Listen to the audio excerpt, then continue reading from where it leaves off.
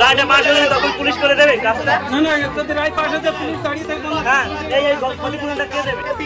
আমি ডিএম সাহেবের অর্ডারটা দিন যে পুজো বন্ধ করতে হবে। না ডিএম পুজো বন্ধ করতে হবে।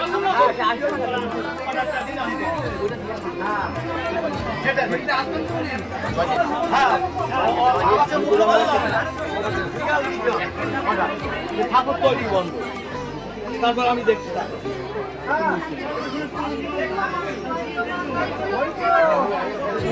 কত বন্ধ করা আর আমি কথা দিচ্ছি,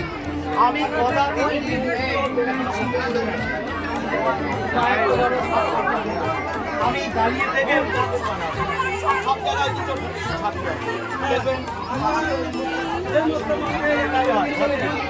আর একটা প্রদর্শনী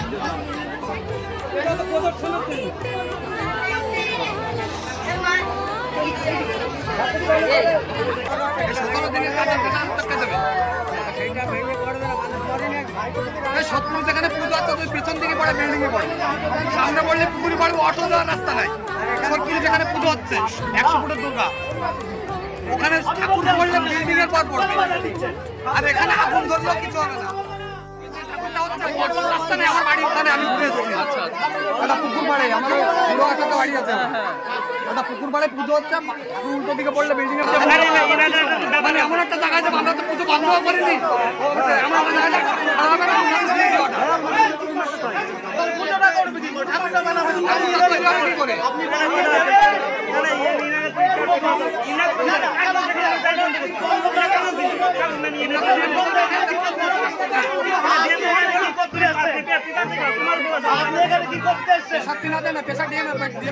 আমি করবো কেন এসছে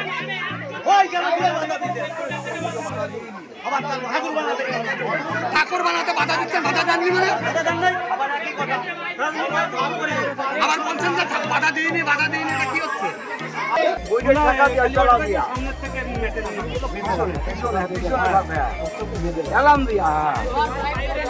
পরের দিন এসে পুলিশ প্রশাসন প্রতিমা তৈরিতে বাধা দেয়।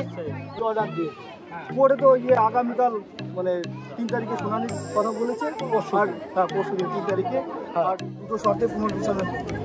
ওখানে কি ঠাকুর নির্মাণ বলেছে? ওইরকম কিছু তো আমরা কাগজে এরকম কিছু পাইনি। অয়নবাবু একজন ছিল ঠাকুর বন্ধার অর্ডার দেয়নি।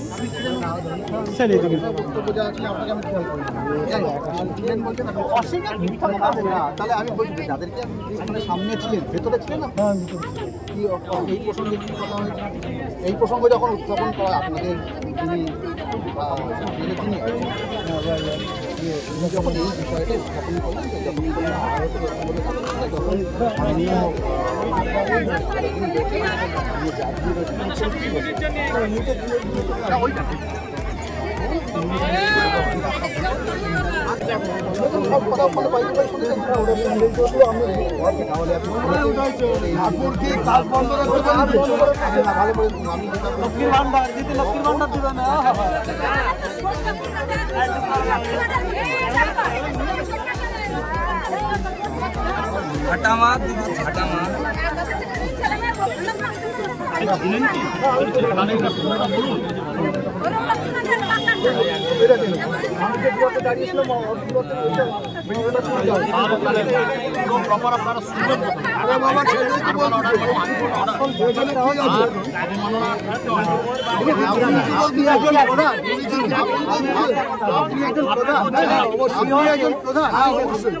আপনি যেটা বলবেন সেটা কিন্তু সব ইন্ডিকেট করা কোনো কিছু নেই।